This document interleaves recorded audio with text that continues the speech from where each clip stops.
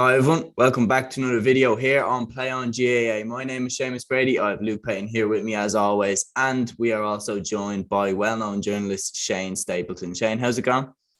Good, flying it, yeah, and yourself? Good. Looking forward to getting into a good now preview of the next week's action. Of course, we were treated to an absolute spectacle over the weekend. So many brilliant games of hurling. Obviously, the first one, lads, we're going to get into is Limerick versus Waterford down in the Gaelic grounds in Limerick. Two sides that got off to a flyer last weekend. Obviously, Limerick really well showing us again, reminding us just how good they are, putting Cork away with minimal fuss. Waterford, on the other hand, were given an absolute war against Tipperary. They came through by 4 points. Shane, obviously both sides very, very impressive, but maybe in different ways. Limerick just kind of cruised to victory. Waterford really showed grit and determination. Yeah, I mean, I suppose one of the big things that people had started saying closer to the Waterford-Tipperary game is the big problem for Waterford this year going to be in their heads? How are they going to deal with the fact that they're seen as favourites or most likely to take down Limerick this year? And the way the game started, they were 4 points to nil up early on, but Tipperary were creating chances. And if Tip had probably a little bit more belief at the start and end of the game, Tipperary could well have won this game, because Waterford went 4-0 up. They shouldn't have been 4-0 up, but then Tipperary scored 1-4 in a row. And I think they scored like 1-8-2 over the next 15 minutes or something like that. And like, the more you look at the Tipperary team that played last weekend, I think something like 14 players that Tipperary used in the game had been on the field when winning an All-Ireland in 2019, and Bonner Maher would have made one more actually. So it's funny that Tipperary's belief was so rock bottom going into this championship when you've got that amount of winners in the team, and some of them have obviously won a couple of All-Irelands, like Noel McGrath, Dan McCormack, who didn't start for some crazy reason, and players like that. But Waterford did get through it, and that's the most important thing for them. And also, Austin Gleeson didn't start, Jamie Barron didn't start, but they've both played a half now. There's been talk that Austin Gleeson had I think it was a quad injury in the week leading up to this game. Obviously, he was suspended for the league final before that. But now Liam Cahill can go into this game against Limerick with a stick to beat his players, to sort of try and wind them up to the last and say, lads, are you going to perform like that again? Because Limerick will have us beaten out the gate before the game, even reaches the 15-minute mark. So, but he will also have to rejig a little bit. He'll have to start Austin Gleeson this time. If Jamie Barron can go for 70 minutes, even 50 minutes, like he did, like last year, he missed the entire preparation for the championship, came in for the All-Ireland qualifier or quarterfinal, whichever it was, against Galway, and was unbelievable. Just started the game out having not played previously. I think he scored 4 from play. It was unreal. Does he start him? Now, then there's another little wrinkle in on top of that. Barron has had a very tough time the last couple of games against Limerick and the likes of Will O'Donoghue, because obviously Limerick wins so much ball all over the field. It's very hard for a midfielder to get into the game if he's not receiving it on the front foot. So do they play him maybe in the forward line? That's where he started out his career at times with the Dacia. And when he went into the full forward line in the All-Ireland semi-final last year, he created a little bit of havoc. But the funny thing for Waterford is, you're robbing Peter to pay Paul if you take him out of there. But at the same time, you want to try something different and not lose the same way. So, there's so many reasons this game is fascinating. But, you can't help but fancy Limerick after the way they destroyed Cork. Yeah, I mean, it's definitely hard to wipe that from your memory. Like last year's All-Ireland semi-final, just the domination that Limerick had in that game. But Luke, me and you were saying at the time, like that domination was built from midfield. And Shane makes a good point there about Jamie Barron going into the forward line. He really did cause havoc there. And I was saying, like, you have to try something different with this Limerick team, because putting a big full forward in there, I think they'd actually be better off. Personally, I think they'd be better off putting the likes of a Jamie Barron in a full forward rather than a Stephen Bennett, because I think Stephen Bennett is made for someone like Dan Morrissey. So, that's just my opinion. I think they should hit them with something different, just pure pace, test out the back line. But I'm sure you agreed as well, Luke, that Gleeson and Barron, if they're up to it, they have to start this game. Yeah, look, the thing that the worry I have for Waterford is that, I think that Waterford, it's not completely dissimilar to Cork. I know Cork are kind of doing the tippy-tappy stuff more now this year as well, but I don't think they're fully they're another team to try to run through teams, and you just can't run through Limerick. And that's the problem, I think, is that Waterford's style against everyone else is really, really effective. But I just worry about them, whether they're able to, that the likes, if they play Jamie Brown and Darragh Lyons in midfield, if they'll be able to run through Will O'Donoghue and Hegarty and all these players. And that's my concern with Waterford, is I just think like styles can make fights, and I just don't know if Waterford's style is kind of built to beat Limerick. And that, yeah, you're right in saying that. Like they'll need to probably change up a little bit as well against Tip. Look, Tip killed them in the puckouts as well. And the half-back line, the Tip half-back line were all over them as well, and they have to bring Gleeson on just to start winning puckouts as well. And look, Limerick are going to be like another level above that as well. So I think it's the Tip game raised a few more questions for Waterford. It showed that, look, they were kind of thinking that maybe they could do without Gleeson, that they didn't have to start him and stuff. But now I think everyone's saying that, look, he absolutely has to play if they want to have any chance kind of win this game and stuff. So yeah, I think, look, it's made a few questions for them as well. And look, I think that I'd just be a bit concerned that if Waterford continue this kind of running game through the middle and stuff as well, that I think, look, once they start running into the Will O'Donoghue's and the likes, like they haven't had success in previous years doing that, and that's why my fear for them is that, like, there's no real kind of evidence that it'll change if they keep doing the same that they've done for the last 2 years. Yeah, I mean, like, me and Luke had picked out Shane. Me and Luke had picked out Cormac Daly as a potential game changer. Obviously, he has the physical size to compete with a Will O'Donoghue and Darragh O'Donovan, but he was taken off against Tipperary. So that's not really a great sign going into this game that he might be able to be the man who can change that. Yeah, but I suppose on both sides, the midfields didn't really blow me away in that first half, especially. I thought Barry Heffernan was good, and look, he was taken off towards the latter end of the game. I know he fouled the ball a couple of times, but I think he's arguably Tipperary's most important player, and he should actually be in the half-back line as far as I'm concerned. But, you know, Alan Flynn was taken off, and I've already mentioned Dan McCormack. Dan McCormack's certainly going to start this weekend. It would be very unusual if he didn't. Like, Cormac Daly's a young player. He had a brilliant performance against Cork in the league final. But that he was very much, because the team was winning the battle elsewhere, his job of just shadowing Darragh Fitzgibbon was made a little bit more manageable. I remember in the Club All-Ireland final a few years ago, we had a couple of different guys who were man-marking Tony Kelly at different stages against Ballier. And their job was made more manageable, because it's not like Ballier were coming out with the ball in the front foot and our lads were always kind of chasing someone into open country, which, you know, no one's going to keep into Tony Kelly in those circumstances. So Cormac Daly, but he did some brilliant stuff on the ball too. So it's not to say that that's all he did in that league final. I reckon he'll be, you know, he's obviously going to see an awful lot more game time this year. Whether he will this weekend is anyone's guess.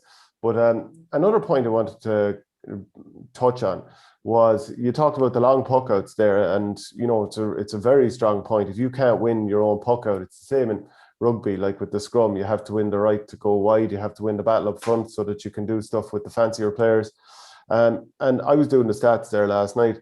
In the first half of their long puck outs, Waterford won just 1 of 8, which is, you know, crazy bad, really. And you have to think, what would Limerick do to that?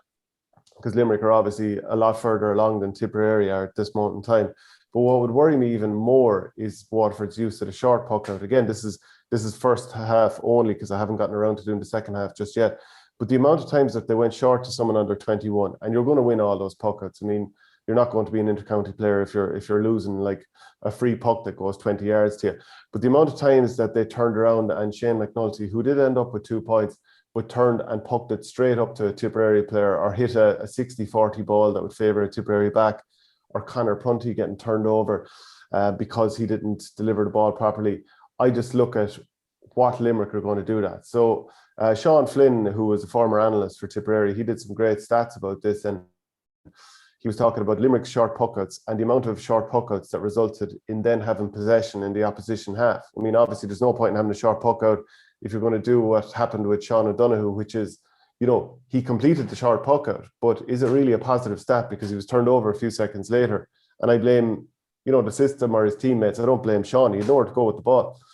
But like Limerick, of their short puckouts, which they went short 18 times, 13 times they ended up retaining possession in the opposite half of the field. Waterford did 12 of them, and they ended up with possession in the opposite half 3 times. You know, Tipperary was 18 and 6. So there's a world of a difference between what Waterford or what Limerick are able to do in terms of like primary possession, how they will face a long puck out. I mean, Sean O'Brien's a new goalkeeper with Waterford compared to Stephen O'Keefe, who's so experienced and so good. So on the puck out side of things, that's why I can't help but think that this has got to be like Limerick have to be heavy favourites here. Yeah, no, I agree, because you think about the 2 goals that Waterford conceded. I mean, both of them came from, I think it was Prunty being turned over. So, and you look at the Limerick goal that they got against Cork, that came straight from a turnover on a short puck out. Luke, like, should Waterford persist with this, or should they try and kind of go more direct? But then at the same time, you notice with the puck outs that go out, Hegarty, Keane, Lynch, they were all dropping back. Like, it seems to be, they were all dropping back for the long puck out, and they were all like swarming ready for the breaks anytime Patrick Collins went long. Like, it seems to be at this stage kind of pick your poison with Limerick. They seem to have everything covered. Yeah, look, I think it'll be the same, and that you look at the way Waterford set up the team, that they're going to go with the half forward line that they've had. Jack Prendergast, Patrick Curran in there as well, who probably look, they're not big ball winners, and that they play a certain style that they like to get ball in front of them and kind of come out onto that as well. I think Walsh Park doesn't suit Waterford as well. I think that the pitch is too small for the game that they want to play, that they nearly were forced into hitting it long a lot as well, because look, the dimensions, the pitch just aren't big enough, and that they had to nearly go long and can test the ball. I think, look, the Gaelic grounds, they'll get away from that a little bit more. They'll have a little bit more space, but I think Limerick are going to do the same in that. They'll concede the puck gets to McNulty, and they'll let him, because look, his use of the ball kind of, it was like he got caught a few times, I thought, in the Tip game, and that he was turned over a fair bit. Kind of, he was a bit loose sometimes with ball as well. But I think Limerick do the same. And just one kind of, I was thinking that, like, now that Hayes is probably going to be out injured as well, I was wondering, like, if Shane, if you think that is there any chance that we could see somebody like Tom Morrissey or Hegarty go up and do the same role that Hayes did the last day, and Cathal O'Neill go into wing forward, and just that kind of prospect of if Limerick ever would go with a Hegarty in full forward and stuff, and the damage that he could do doing that role that Hayes did the last day, I'd be really interested if they try that at some stage.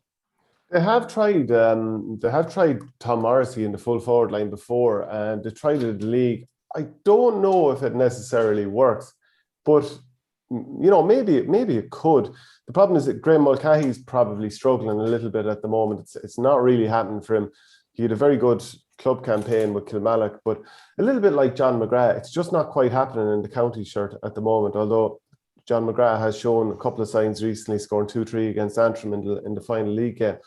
But yeah, it's a tough role to play, that inside line, especially if you haven't been playing there regularly. There's some players that are really, really suited to it, naturally very good at it, enjoy having their back to goal. Other lads, they're always at their best when they're facing goal. But the point you make about Cathal O'Neill, I mean, I was involved with the UCD Freshers this year on the coaching team, and we got to the Freshers semi-final down in the AstroTurf in UL, the last place you want to be playing against Cathal O'Neill and Colin Coughlin and Adam English and Patrick Crotty, who's been on the Clare senior team so far this year, not to mention a host of other Limerick, Tip and Clare under 20s. And we got absolutely annihilated. Now, we had some very game hurlers, but not too many of them were under county under 20 teams, and not even that many were under panels. So we were very much overmatched. So I'm not really trying to just absolve myself of blame there, but there are some times when you don't have the same weaponry. And Cathal O'Neill, he was up and down like a horse knickers. He was unbelievable. The amount of distance he can cover was just absolutely incredible. So I could see him coming in, the way he came in the last day and scored 2 points straight away. Obviously now he can't play for the under 20s, which is a ridiculous rule as far as I'm concerned. But I can see him slotting in and doing very well, but I don't know if I'd be starting him just yet, because you don't want to nearly throw a lad in too much and it's too much too soon and nearly ruin him, especially when you have your team humming as well as they do. But there is a point about the Limerick depth. When I look at the bench there's players that come on that they've shown time and again they're probably not going to use from the start. And then some of the other players haven't really blown us away. I mean, it's harsh to name names. But I don't look through the bench that I saw the other day and think, right, compared with like Waterford bringing on Austin Gleeson or Jamie Barron, or even let's say Neil Montgomery drops to the bench, a guy who was scoring championship goals last year against Tipperary.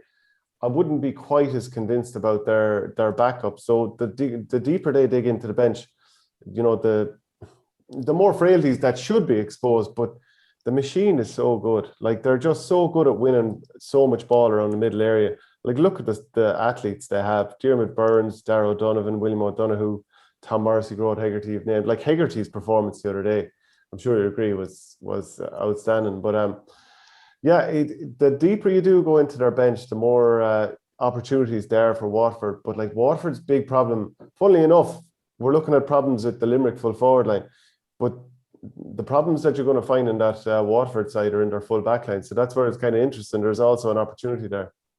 Yeah, obviously, like, they have the likes of Barry Coughlin that just aren't playing for Waterford. So like, it must be really frustrating when you're thinking you could just bring in a fella like that who was unbelievable in the club final. But Luke, like, obviously a massive shout out to Buff Egan, a genius who called right from the start that Limerick wouldn't finish in the top three. And as you can see, Limerick are definitely not going to finish in the top three now. Look, to be fair to Buff now, it would be lost without his coverage. But I think that was it was probably not his best one ever. But look, I think I going into that Cork game, I wasn't sure now myself. That I thought that, like, the things that you kind of hear, that like they were, like, in challenge games, they weren't blowing teams away, and that they were they had a few knocks and everything as well. I thought Cork were in a better position than what they showed as well. And look, just to touch on Cork for a second, that I don't know, they're just kind of a county, kind of that, I don't know, they're kind of compelling in that, like, there's just the whole the support, everything as well. They're a team that you just can't help but kind of follow and kind of and watch. And like, as a Dublin fan, I've always just been intrigued by Cork, really. And it was a bizarre performance, and that it was everything that had gone wrong in the last 2 years. They just continued to persist with that they've made no changes, that they went with the same defensive partnership as well at the fullback, centre halfback, and that it was just, I suppose, just watching at home and you're seeing some of the mistakes for the 2 goals and everything as well. I don't think, look, Limerick, they won't be handed that again anyway. Again, against Waterford, the Burke will be sitting and there'll be a bit more solidity about it there as well and everything. So look, at the same time, like, Limerick were fantastic, but it won't be quite the same. Like, you look at the league final, that what Waterford did to Cork without Austin Gleeson and without kind of Iarla Daly and players like that as well. So at the same time, look, without that goal from Robbie Flynn at the end, like, Waterford win that league final by 8 points, and it's also a thrashing, like the way the Limerick game was as well. So look, I don't think there's a huge gap separating the two teams, but I do think, look, Limerick, like, they're just that level above everyone right now. But I'll be interested to watch this one now the next weekend, and I think, look, this will probably be the first of 3 times that these teams are going to play this year. Yeah, so we'll all be keeping an eye on it. So we're all saying Limerick for that game. And then moving on from that game to another very interesting game in the Munster Championship, taking place in Semple Stadium in Thurles. Shane, Tipperary against Clare, and two sides that, like, are very, very hard to predict. I mean, Clare are fantastic one day and then they don't show up the next. I mean, they seem to always be missing a few players. It's going to be very interesting where they put John Conlon. Will they put him back at centre back? Will they put him back in the forwards? What's Tony Kelly's fitness like? And then obviously Tipperary, you're mentioning yourself about the players that they still have, yet the morale seemed to be really low. Well, I think outside, within the county, expectation was pretty low. Nobody was really thinking Tip will make a big push this year. And maybe because the performance was quite good the other day relative to expectation and didn't see it through, maybe that will be the death knell for the season going forward. Now, Clare obviously are missing players too. David Reedy looks like he won't get over injury in time for this game. Aidan McCarthy had a concrete lintel fall on top of his leg over the winter. He's, as far as I know, he's not back in time. But they still have some other players that obviously can cause damage. Obviously, scorer in chief, Tony Kelly is the main one. Shane O'Donnell, after missing last year with a concussion, he's back in. Shane Meehan is a player that has really impressed this year. Peter Duggan, if he can hit the heights of 2018 after being away for a couple of years. And, then they've got Cathal Malone, Ryan Taylor. They have plenty of good players. John Conlon, he'll be centre back, presumably, because they just haven't really found any other option there.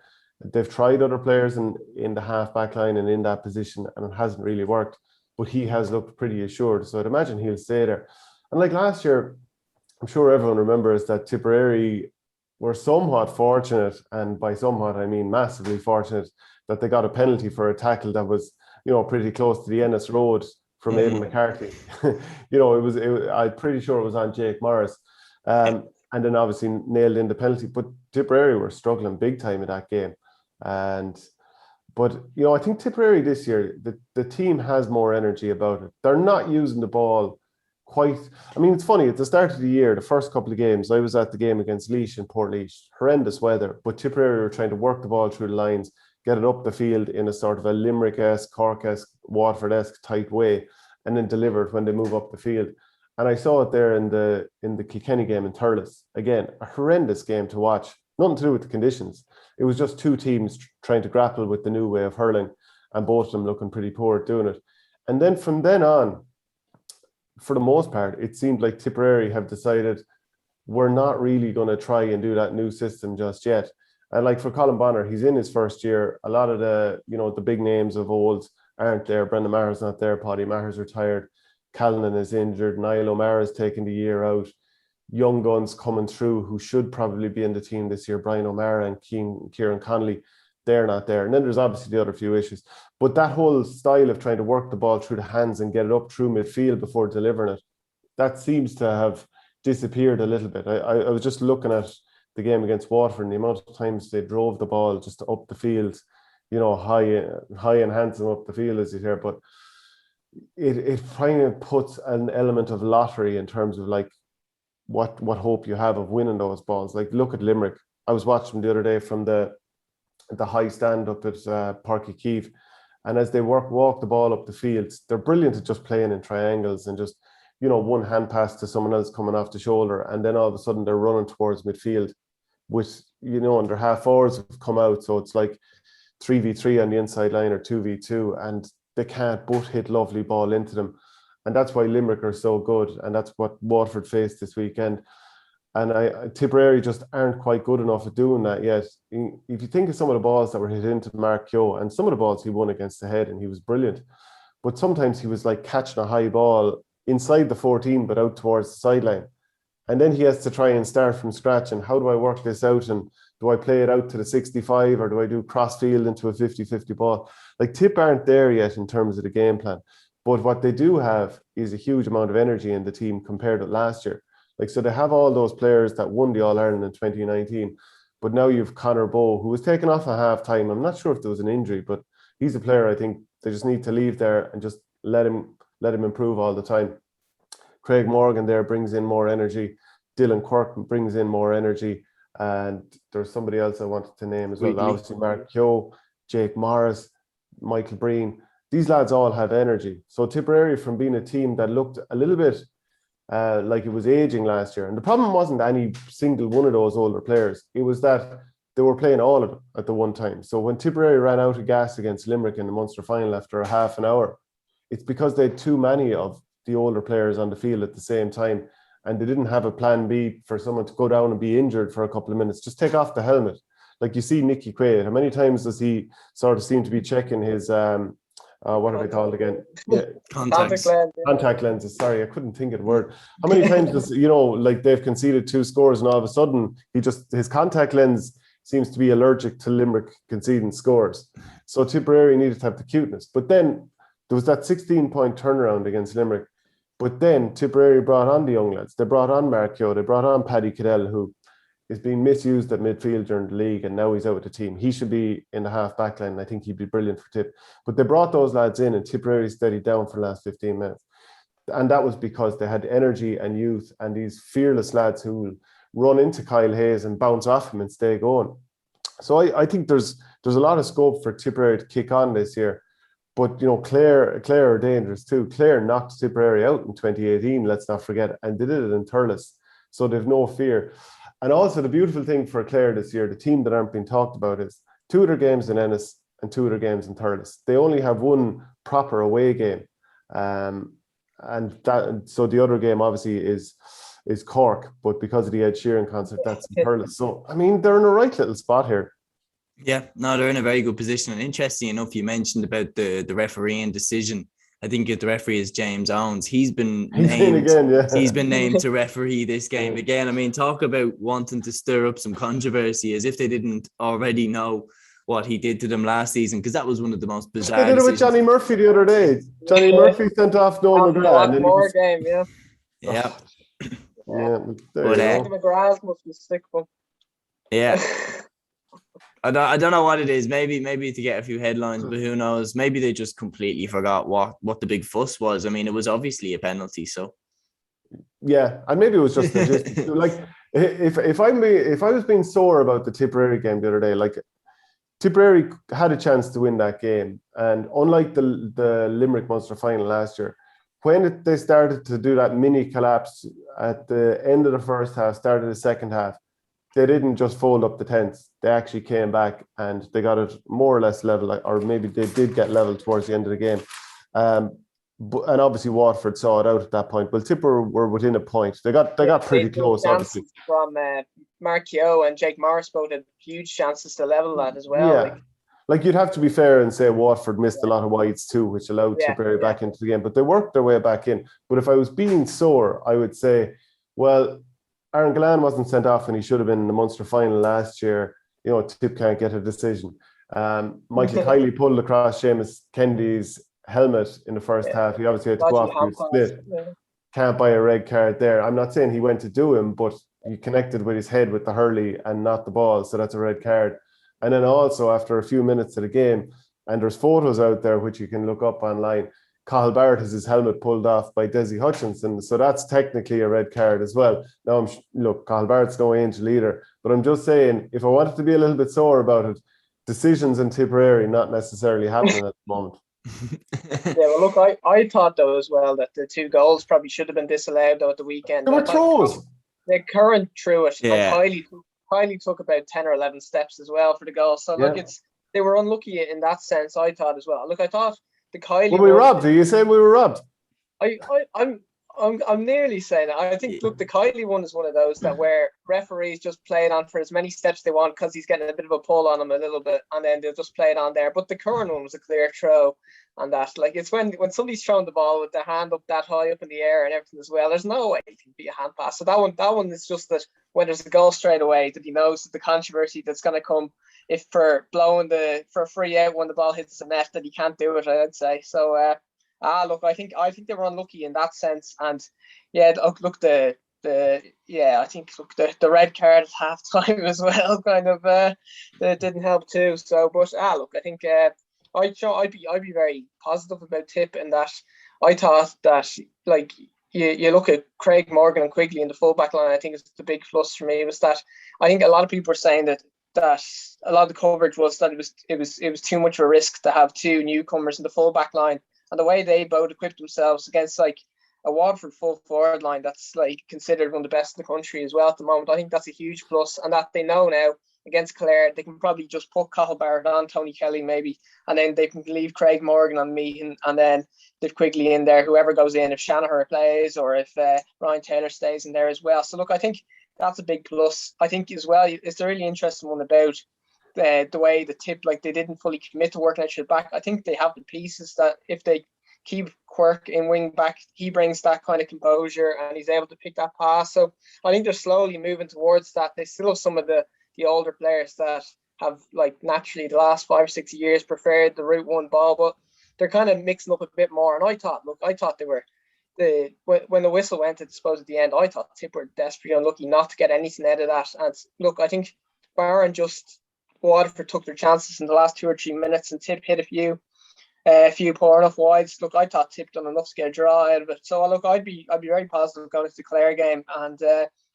look, we just don't know what Clare are going to bring though. That's the only kind of question about it. But I would be leaning towards Tip though. Yeah, 100%. All right, Luke. So you're going with Tipperary. Shane, who are you kind of thinking now, Tipperary or Clare for this one? Oh, it's funny. I talked to Clare people in there. You know, I'd be texting Colin Ryan and Derek Conan, some of their former players, and they'd be feeling Clare. You know, obviously they would be back in their own, but I think Tipperary will win this one. The only problem was last weekend's game a bit of a gut punch. But if you go back over the last 10 or 11 years, Tipperary have won 4 of their last 5 games in Championship. I think Tipperary historically beat Clare.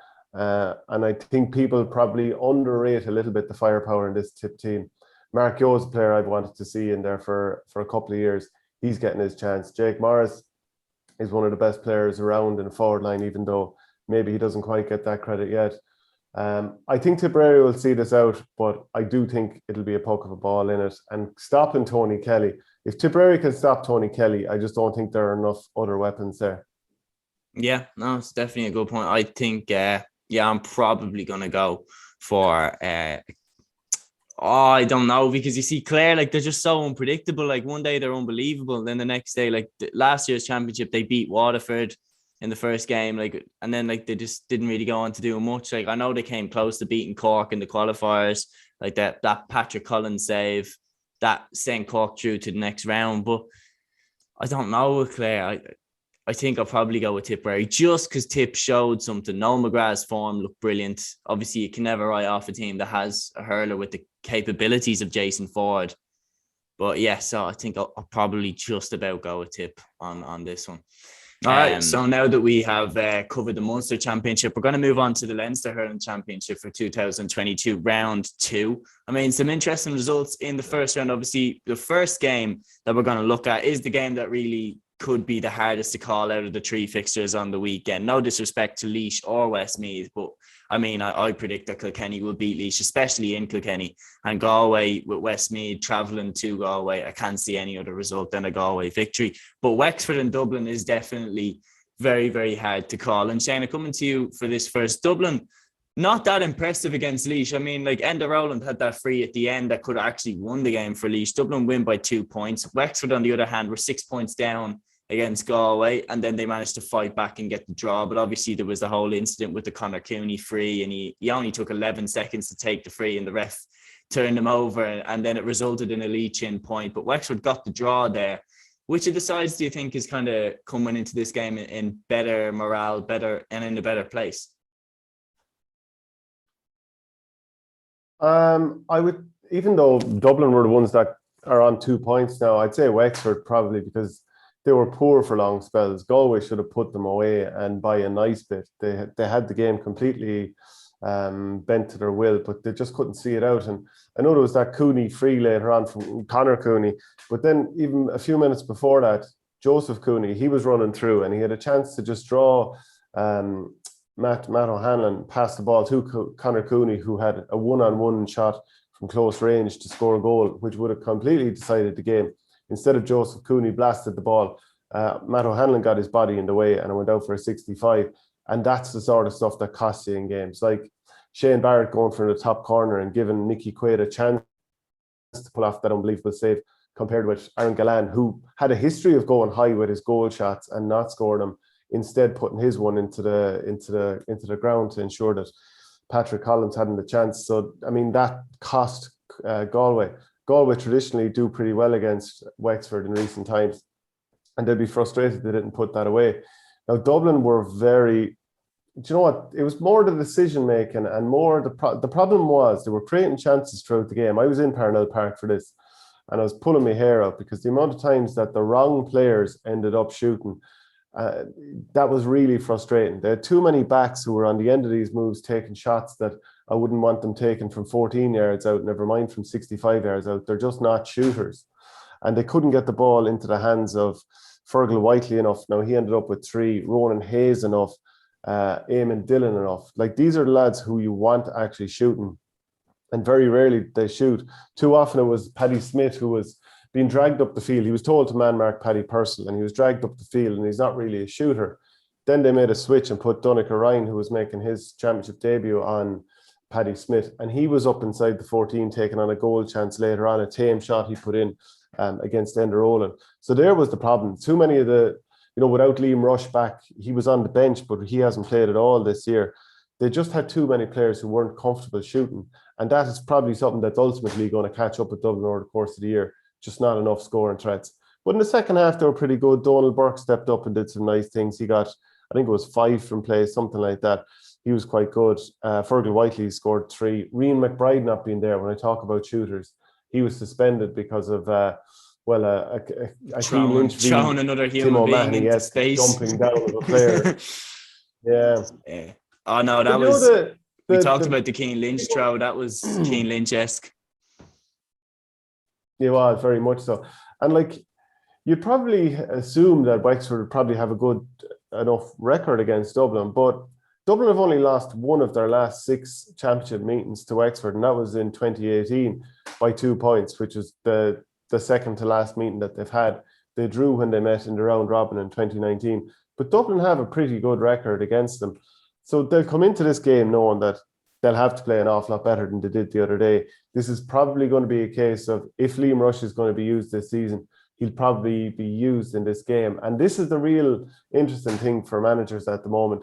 There was a time when Brian Cody, for his first, I think, 14 seasons, something like that, I'd have to double check, he'd never had to play a Leinster quarter-final. He had a bye straight into an All-Ireland semi-final. So every year, he had to play 4 games to win an All-Ireland, and they were all spaced out by 3 or 4 weeks.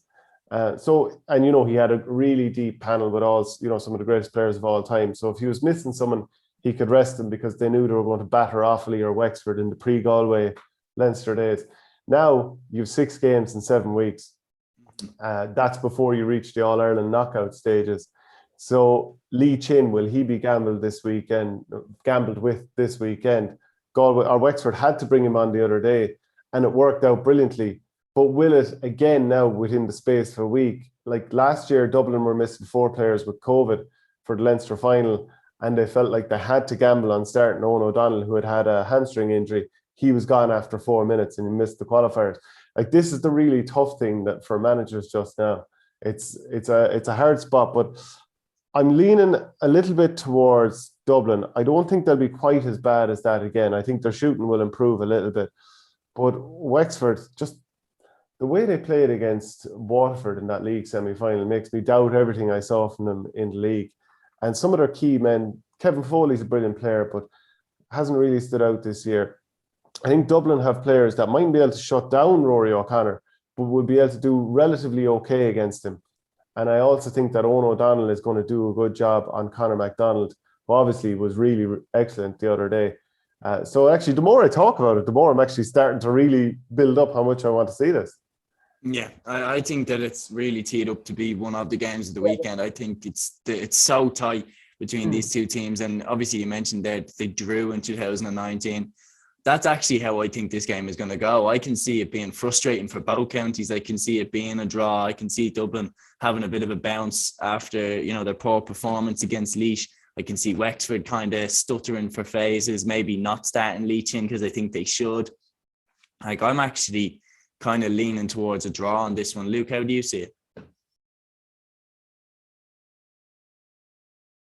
Yeah, no, I like the worry I have for Dublin. I think Dublin the panel's being tested probably too much, I think, at the moment. Like, you look, Andrew Dunphy won't be back, Darragh Gray won't be back. I know McBride will probably come back in for Davy Keogh, I'd say, and I think we might see Considine start over Dillon the next day. But other than that, look, I think Dublin, they're missing an awful lot, and we're getting down to players that, look, they like Donncha Ryan wasn't even on the panel kind of about, I'd say he was on that development panel that with kind of that under 23 development panel for a while. So there's players that are coming up and that are playing that weren't even initially in the plan. So I think the panel has been testing an awful lot since the league, and that there's players playing in positions that I don't think Matty kind of foresaw them playing as well. So I do think that they're struggling in that sense, and I just think going down there as well, that with the bench coming on, it's just probably not quite at the same level. You look the last day, I know Chin could be left in kind of the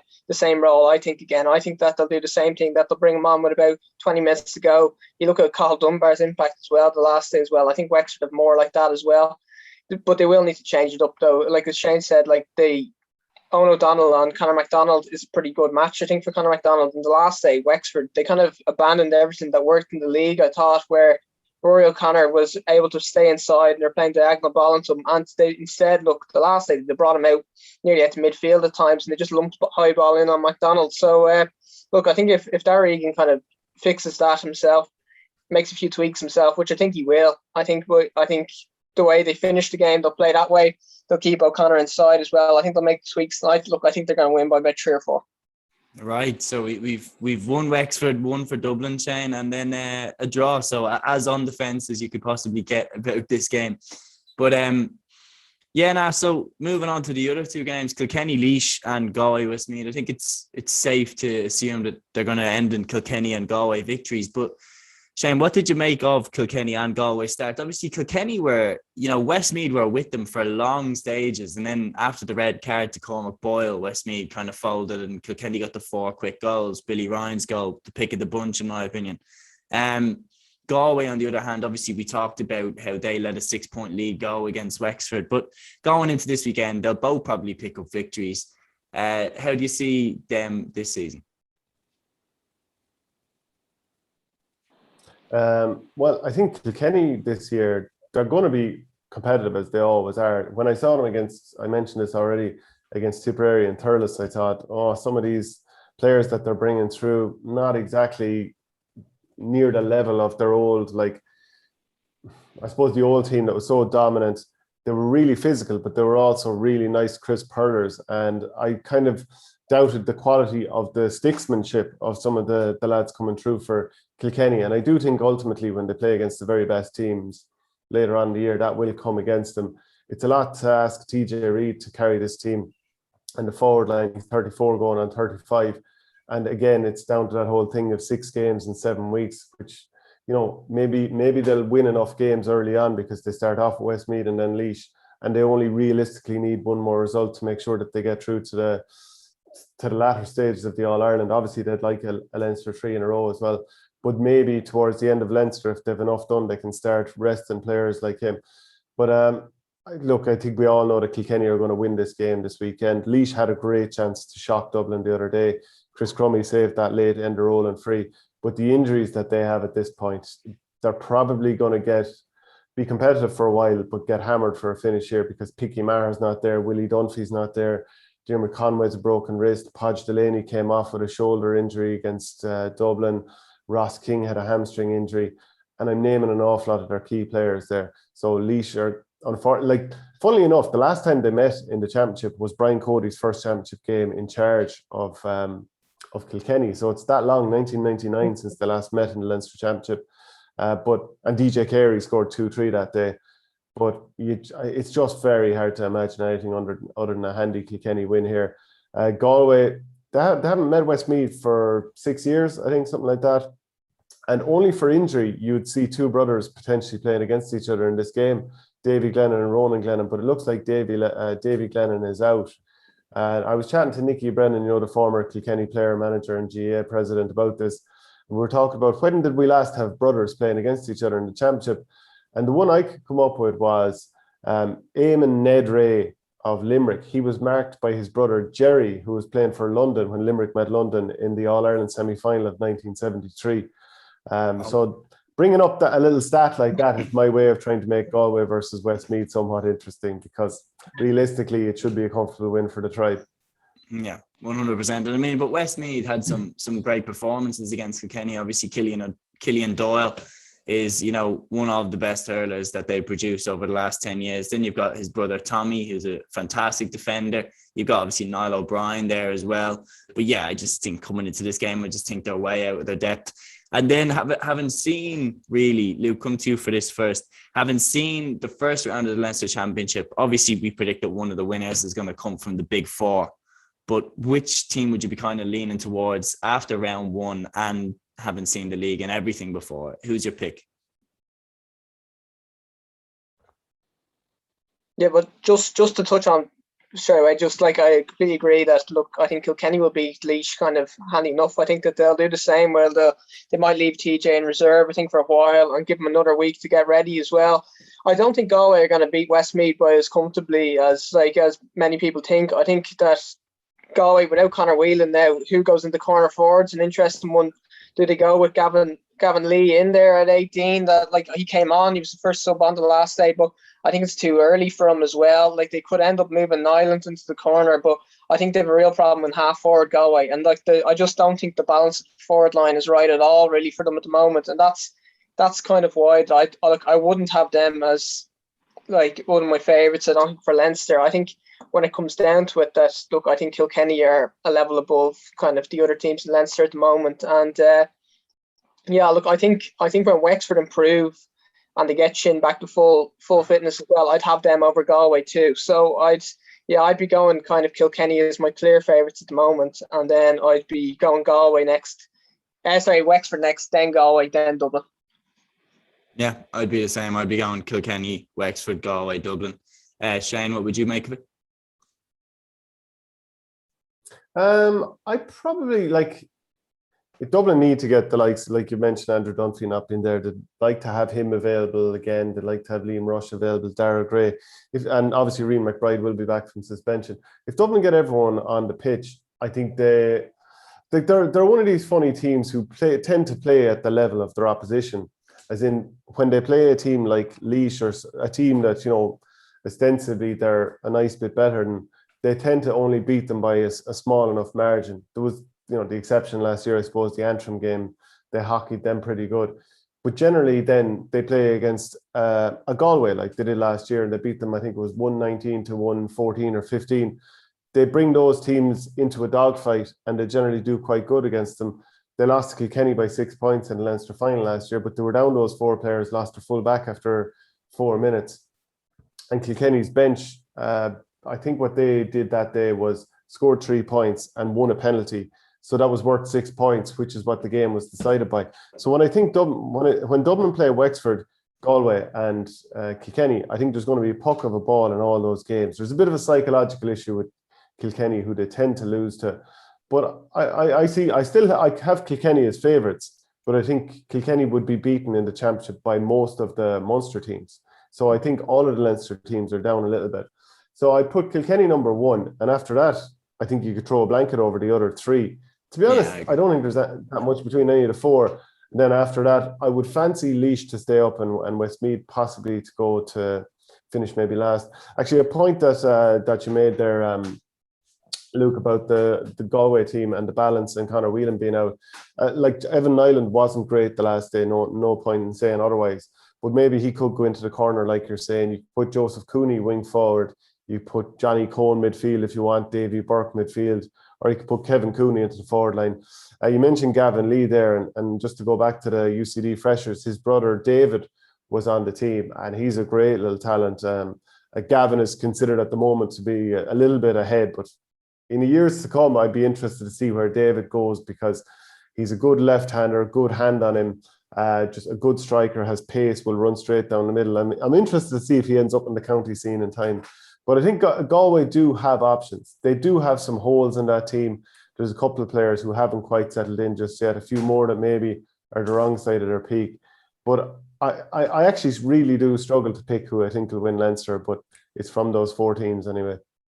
Yeah, no, I'd be leaning towards Kilkenny, and I actually think if you're looking at purely on paper who has the most talent in their team, I think there's an argument there that Galway have the most talent out of any team in Leinster. It's just about putting it together in the right way. So that's pretty much it. So we're going for a complete split on the Wexford Dublin game. Luke's going for Wexford, Shane's going for Dublin, I'm going for a draw. Then we're going for Kilkenny to beat Laois and Galway to beat Westmeath unanimously. So, guys, that is the Play on GAA preview of round 2 of the hurling fixtures in Championship 2022. Do you agree with us? Put it in the comments below. Get involved in the discussion. And, keep an eye out for all the content here on Play on GAA. Thanks to Shane for coming on today. No problem at all, lads. Thanks for having me. Always. All right, guys, that is the episode here. We hope you enjoyed. Until the next one, take care.